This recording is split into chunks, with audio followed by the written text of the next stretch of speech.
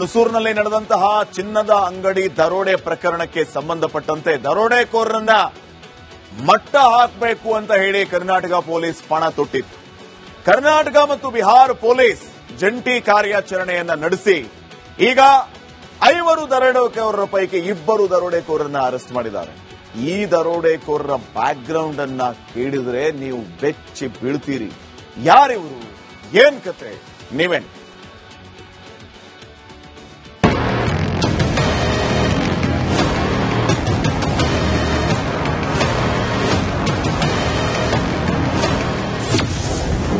ಹುಣಸೂರು ಚೋರರು ಬಿಹಾರದಲ್ಲಿ ಲಾಕ್. ಬಂಧಿತ ಪಂಕಜ್ ಕುಮಾರ್ ಐಷಾರಾಮಿ ಜೀವನ. ಡಿಸೆಂಬರ್ 28, 2025ರಂದು ಮೈಸೂರಿನ ಹುಣಸೂರಿನಲ್ಲಿ ನಡೆದ ಚಿನ್ನದಂಗಡಿ ದರೋಡೆ ಪ್ರಕರಣ ಇಡೀ ರಾಜ್ಯವನ್ನೇ ಬೆಚ್ಚಿ ಬೀಳಿಸಿತ್ತು. 5 ದರೋಡೆಕೋರರು ಸ್ಕೈ ಅಂಡ್ ಗೋಲ್ಡ್ ಪ್ಯಾಲೇಸ್ಗೆ ನುಗ್ಗಿ ಹಾಡ ಹಗಲೇ ಗನ್ ತೋರಿಸಿ 10 ಕೋಟಿ ರೂಪಾಯಿ ಮೌಲ್ಯದ 8 ಕೆಜಿ ಚಿನ್ನ ದರೋಡೆ ಮಾಡಿ ಎಸ್ಕೇಪ್ ಆಗಿದ್ರು.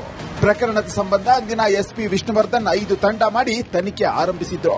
ಇದೀಗ ಘಟನೆ ನಡೆದು 20 ದಿನಗಳ ಬಳಿಕ 2 ಆರೋಪಿಗಳು ಅಂಧರಾಗಿದ್ದಾರೆ.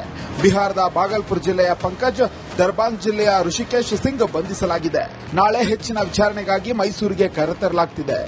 ಸತತವಾದ ಒಂದು ಪ್ರಯತ್ನ ಮಾಡಿದ್ರಿಂದ ಒಂದು ಪ್ರಾರಂಭಿಕ ಯಶಸ್ಸು ನಮಗೆ ಸಿಕ್ಕಿದೆ. ಆದರೆ ಈ ಒಂದು ಪ್ರಕರಣದಲ್ಲಿ ಇನ್ನೂ ಉಳಿದ ಆರೋಪಿತರನ್ನ ಬೇರೆ ಬೇರೆ ಕಡೆಯಿಂದ ಅವರನ್ನ ಪತ್ತೆ ಮಾಡುವುದು ಬಾಕಿ ಇದೆ. ಅದರ ಜೊತೆಗೆ ಸುಮಾರು 8 ಕೆಜಿಯಷ್ಟು ಏನು ಚಿನ್ನಾಭರಣಗಳನ್ನು ದೋಚಿಕೊಂಡು ಹೋಗಿದ್ದಾರೆ. ಅದನ್ನು ಸಹಿತ ನಾವು ರಿಕವರಿ ಮಾಡುವ ಒಂದು ಪ್ರಕ್ರಿಯೆ ನಡೀತಾ ಇದೆ. ಕಿರಾತಕರು ಲಾಕ್ ಆಗಿದ್ದ ಹೇಗೆ? ದರೋಡೆಗೂ ಮುನ್ನ 3 ದಿನ ಹುಣಸೂರಿನ ಲಾಡ್ಜ್ ಒಂದರಲ್ಲಿ ಸ್ಕೆಚ್ ಹಾಕಿದ್ದಾರೆ. ಇಂಟರ್ನೆಟ್ ಕಾಲ್ ಮೂಲಕ ಒಬ್ಬರಿಗೊಬ್ಬರು ಸಂಪರ್ಕ ಮಾಡಿಕೊಂಡಿದ್ದಾರೆ. ಬಿಹಾರದಲ್ಲಿ ಪಂಕಜ್ ಕುಮಾರ್ನನ್ನ ಬಂಧಿಸಲಾಗಿದೆ. ಐಷಾರಾಮಿ ಜೀವನ ನಡೆಸುತ್ತಿದ್ದ ಈತ 1 ಎಕರೆಯಲ್ಲಿ ಮನೆ ಕಟ್ಟಿಸಿಕೊಂಡಿದ್ದಾನೆ. ವಿವಿಧ ರಾಜ್ಯಗಳಲ್ಲಿ ಡಕಾಯತಿ, ಕೊಲೆಯತ್ನ ಪ್ರಕರಣಗಳು ದಾಖಲಾಗಿದ್ದು 16 ಪ್ರಕರಣಗಳಲ್ಲಿ ಪೊಲೀಸರಿಗೆ ಬೇಕಾಗಿದ್ದಾರೆ. ಸದ್ಯ ಬಂಧಿತರಿಂದ ಚಿನ್ನದ ಸರ, ಉಂಗುರ, 1 ಲಕ್ಷ ರೂಪಾಯಿ ವಶಕ್ಕೆ ಪಡೆಯಲಾಗಿದೆ. ಉಳಿದ 3 ಆರೋಪಿಗಳಿಗಾಗಿ ತೀವ್ರ ತಲಾಶ್ ನಡೆಸಲಾಗಿದೆ. ಜನ ಸುಮಾರು 1 ಎಕರೆದಷ್ಟು ಒಂದು ಜಾಗದಲ್ಲಿ ಒಂದು ಬೃಹತ್ ಬಂಗ್ಲೆಯನ್ನ ನಿರ್ಮಿಸಿಕೊಂಡು ಅಲ್ಲಿ ವಾಸವಾಗಿದ್ದಾರೆ. ದರೋಡೆ ಮಾಡಿರುವ ಪ್ಯಾಟ್ರನ್ ನೋಡ್ತಿದ್ರೆ ಪಕ್ಕಾ ಚಿನ್ನದಂಗಡಿಯಲ್ಲಿ ಕಳ್ಳತನ ಮಾಡುವ ಪ್ರೊಫೆಷನಲ್ ತಂಡದಿಂದಲೇ ದರೋಡೆ ಮಾಡಿರುವುದು ದೃಢಪಟ್ಟಿದೆ. ವಿನೋದ್ ಪಡ್ವಾರಳ್ಳಿ, ರಿಪಬ್ಲಿಕ್ ಕನ್ನಡ, ಮೈಸೂರು. ಹುಣಸೂರಿನಲ್ಲಿ ನಡೆದಂತಹ ಚಿನ್ನದ ಅಂಗಡಿ ದರೋಡೆ ಪ್ರಕರಣಕ್ಕೆ ಸಂಬಂಧಪಟ್ಟಂತೆ ದರೋಡೆಕೋರರನ್ನ ಮಟ್ಟ ಹಾಕಬೇಕು ಅಂತ ಹೇಳಿ ಕರ್ನಾಟಕ ಪೊಲೀಸ್ ಪಣ ತೊಟ್ಟಿತ್ತು. ಕರ್ನಾಟಕ ಮತ್ತು ಬಿಹಾರ ಪೊಲೀಸ್ ಜಂಟಿ ಕಾರ್ಯಾಚರಣೆಯನ್ನ ನಡೆಸಿ ಈಗ 5 ದರೋಡೆಕೋರರ ಪೈಕಿ 2 ದರೋಡೆಕೋರರನ್ನ ಅರೆಸ್ಟ್ ಮಾಡಿದ್ದಾರೆ. ಈ ದರೋಡೆಕೋರರ ಬ್ಯಾಕ್ಗ್ರೌಂಡ್ ಅನ್ನ ಕೇಳಿದ್ರೆ ನೀವು ಬೆಚ್ಚಿ ಬೀಳ್ತೀರಿ. ಯಾರಿವರು, ಏನ್ ಕತೆ, ನೀವೇನ್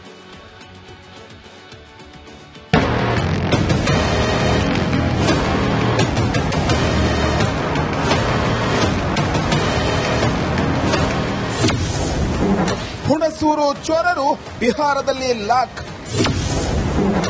ಬಂಧಿತ ಪಂಕಜ್ ಕುಮಾರ್ ಐಷಾರಾಮಿ ಜೀವನ.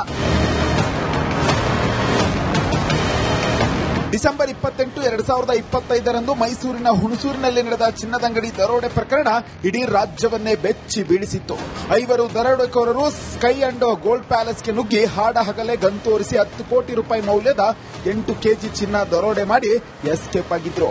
ಪ್ರಕರಣದ ಸಂಬಂಧ ಅಂದಿನ ಎಸ್ಪಿ ವಿಷ್ಣುವರ್ಧನ್ 5 ತಂಡ ಮಾಡಿ ತನಿಖೆ ಆರಂಭಿಸಿದ್ರು. ಇದೀಗ ಘಟನೆ ನಡೆದು 20 ದಿನಗಳ ಬಳಿಕ 2 ಆರೋಪಿಗಳು ಅಂಧರಾಗಿದ್ದಾರೆ. ಬಿಹಾರದ ಬಾಗಲ್ಪುರ್ ಜಿಲ್ಲೆಯ ಪಂಕಜ್, ದರ್ಬಾಂಗ್ ಜಿಲ್ಲೆಯ ಋಷಿಕೇಶ್ ಸಿಂಗ್ ಬಂಧಿಸಲಾಗಿದೆ. ನಾಳೆ ಹೆಚ್ಚಿನ ವಿಚಾರಣೆಗಾಗಿ ಮೈಸೂರಿಗೆ ಕರೆತರಲಾಗುತ್ತಿದೆ. ಸತತವಾದ ಒಂದು ಪ್ರಯತ್ನ ಮಾಡಿದ್ರಿಂದ ಒಂದು ಪ್ರಾರಂಭಿಕ ಯಶಸ್ಸು ನಮಗೆ ಸಿಕ್ಕಿದೆ. ಆದರೆ ಈ ಒಂದು ಪ್ರಕರಣದಲ್ಲಿ ಇನ್ನೂ ಉಳಿದ ಆರೋಪಿತರನ್ನ ಬೇರೆ ಬೇರೆ ಕಡೆಯಿಂದ ಅವರನ್ನ ಪತ್ತೆ ಮಾಡುವುದು ಬಾಕಿ ಇದೆ. ಅದರ ಜೊತೆಗೆ ಸುಮಾರು 8 ಕೆಜಿಯಷ್ಟು ಏನು ಚಿನ್ನಾಭರಣಗಳನ್ನು ದೋಚಿಕೊಂಡು ಹೋಗಿದ್ದಾರೆ. ಅದನ್ನು ಸಹಿತ ನಾವು ರಿಕವರಿ ಮಾಡುವ ಒಂದು ಪ್ರಕ್ರಿಯೆ ನಡೀತಾ ಇದೆ. ಕಿರಾತಕರು ಲಾಕ್ ಆಗಿದ್ದ ಹೇಗೆ? ದರೋಡೆಗೂ ಮುನ್ನ 3 ದಿನ ಹುಣಸೂರಿನ ಲಾಡ್ಜ್ ಒಂದರಲ್ಲಿ ಸ್ಕೆಚ್ ಹಾಕಿದ್ದಾರೆ. ಇಂಟರ್ನೆಟ್ ಕಾಲ್ ಮೂಲಕ ಒಬ್ಬರಿಗೊಬ್ಬರು ಸಂಪರ್ಕ ಮಾಡಿಕೊಂಡಿದ್ದಾರೆ. ಬಿಹಾರದಲ್ಲಿ ಪಂಕಜ್ ಕುಮಾರ್ನನ್ನ ಬಂಧಿಸಲಾಗಿದೆ. ಐಷಾರಾಮಿ ಜೀವನ ನಡೆಸುತ್ತಿದ್ದ ಈತ 1 ಎಕರೆಯಲ್ಲಿ ಮನೆ ಕಟ್ಟಿಸಿಕೊಂಡಿದ್ದಾನೆ. ವಿವಿಧ ರಾಜ್ಯಗಳಲ್ಲಿ ಡಕಾಯತಿ ಕೊಲೆಯತ್ನ ಪ್ರಕರಣಗಳು ದಾಖಲಾಗಿದ್ದು 16 ಪ್ರಕರಣಗಳಲ್ಲಿ ಪೊಲೀಸರಿಗೆ ಬೇಕಾಗಿದೆ. ಸದ್ಯ ಬಂಧಿತರಿಂದ ಚಿನ್ನದ ಸರ, ಉಂಗುರ, 1 ಲಕ್ಷ ರೂಪಾಯಿ ವಶಕ್ಕೆ ಪಡೆಯಲಾಗಿದೆ. ಉಳಿದ 3 ಆರೋಪಿಗಳಿಗಾಗಿ ತೀವ್ರ ತಲಾಶ್ ನಡೆಸಲಾಗಿದೆ. ಜನ ಸುಮಾರು 1 ಎಕರೆದಷ್ಟು ಒಂದು ಜಾಗದಲ್ಲಿ ಒಂದು ಬೃಹತ್ ಬಂಗ್ಲೆಯನ್ನ ನಿರ್ಮಿಸಿಕೊಂಡು ಅಲ್ಲಿ ವಾಸವಾಗಿದ್ದಾರೆ. ದರೋಡೆ ಮಾಡಿರುವ ಪ್ಯಾಟ್ರನ್ ನೋಡ್ತಿದ್ರೆ ಪಕ್ಕಾ ಚಿನ್ನದಂಗಡಿಯಲ್ಲಿ ಕಳ್ಳತನ ಮಾಡುವ ಪ್ರೊಫೆಷನಲ್ ತಂಡದಿಂದಲೇ ದರೋಡೆ ಮಾಡಿರುವುದು ದೃಢಪಟ್ಟಿದೆ. ವಿನೋದ್ ಪಡ್ವಾರಳ್ಳಿ, ರಿಪಬ್ಲಿಕ್ ಕನ್ನಡ, ಮೈಸೂರು.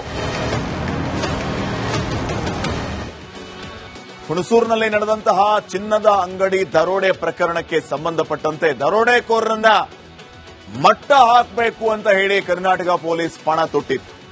ಕರ್ನಾಟಕ ಮತ್ತು ಬಿಹಾರ ಪೊಲೀಸ್ ಜಂಟಿ ಕಾರ್ಯಾಚರಣೆಯನ್ನ ನಡೆಸಿ ಈಗ 5 ದರೋಡೆಕೋರರ ಪೈಕಿ 2 ದರೋಡೆಕೋರರನ್ನ ಅರೆಸ್ಟ್ ಮಾಡಿದ್ದಾರೆ. ಈ ದರೋಡೆಕೋರರ ಬ್ಯಾಕ್ಗ್ರೌಂಡ್ ಅನ್ನ ಕೇಳಿದ್ರೆ ನೀವು ಬೆಚ್ಚಿ ಬೀಳ್ತೀರಿ. ಯಾರಿವರು, ಏನ್ ಕತೆ, ನೀವೇನ್?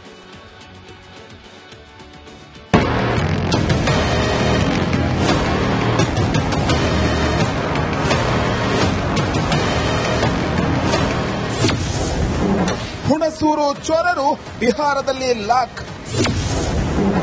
ಬಂಧಿತ ಪಂಕಜ್ ಕುಮಾರ್ ಐಷಾರಾಮಿ ಜೀವನ. ಡಿಸೆಂಬರ್ 28, 2025ರಂದು ಮೈಸೂರಿನ ಹುಣಸೂರಿನಲ್ಲಿ ನಡೆದ ಚಿನ್ನದಂಗಡಿ ದರೋಡೆ ಪ್ರಕರಣ ಇಡೀ ರಾಜ್ಯವನ್ನೇ ಬೆಚ್ಚಿ ಬೀಳಿಸಿತ್ತು. 5 ದರೋಡೆಕೋರರು ಸ್ಕೈ ಅಂಡ್ ಗೋಲ್ಡ್ ಪ್ಯಾಲೇಸ್ಗೆ ನುಗ್ಗಿ ಹಾಡಹಗಲೇ ಗನ್ ತೋರಿಸಿ 10 ಕೋಟಿ ರೂಪಾಯಿ ಮೌಲ್ಯದ 8 ಕೆಜಿ ಚಿನ್ನ ದರೋಡೆ ಮಾಡಿ ಎಸ್ಕೇಪ್ ಆಗಿದ್ರು. ಪ್ರಕರಣದ ಸಂಬಂಧ ಅಂದಿನ ಎಸ್ಪಿ ವಿಷ್ಣುವರ್ಧನ್ 5 ತಂಡ ಮಾಡಿ ತನಿಖೆ ಆರಂಭಿಸಿದ್ರು. ಇದೀಗ ಘಟನೆ ನಡೆದು 20 ದಿನಗಳ ಬಳಿಕ 2 ಆರೋಪಿಗಳು ಅಂಧರಾಗಿದ್ದಾರೆ.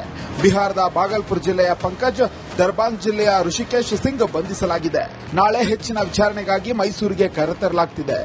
ಸತತವಾದ ಒಂದು ಪ್ರಯತ್ನ ಮಾಡಿದ್ರಿಂದ ಒಂದು ಪ್ರಾರಂಭಿಕ ಯಶಸ್ಸು ನಮಗೆ ಸಿಕ್ಕಿದೆ.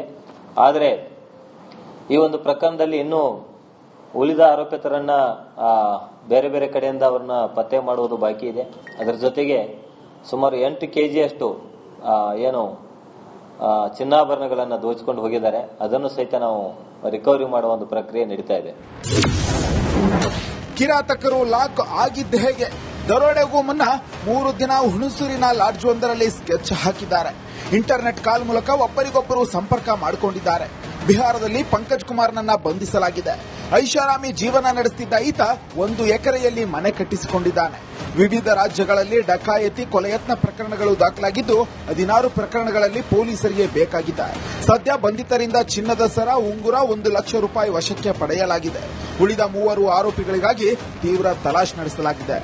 ಜನ ಸುಮಾರು 1 ಎಕರೆದಷ್ಟು ಒಂದು ಜಾಗದಲ್ಲಿ ಒಂದು ಬೃಹತ್ ಬಂಗ್ಲೆಯನ್ನ ನಿರ್ಮಿಸಿಕೊಂಡು ಅಲ್ಲಿ ವಾಸವಾಗಿದ್ದಾರೆ. ದರೋಡೆ ಮಾಡಿರುವ ಪ್ಯಾಟ್ರನ್ ನೋಡ್ತಿದ್ರೆ ಪಕ್ಕಾ ಚಿನ್ನದಂಗಡಿಯಲ್ಲಿ ಕಳ್ಳತನ ಮಾಡುವ ಪ್ರೊಫೆಷನಲ್ ತಂಡದಿಂದಲೇ ದರೋಡೆ ಮಾಡಿರುವುದು ದೃಢಪಟ್ಟಿದೆ. ವಿನೋದ್ ಪಡ್ವಾರಳ್ಳಿ, ರಿಪಬ್ಲಿಕ್ ಕನ್ನಡ, ಮೈಸೂರು.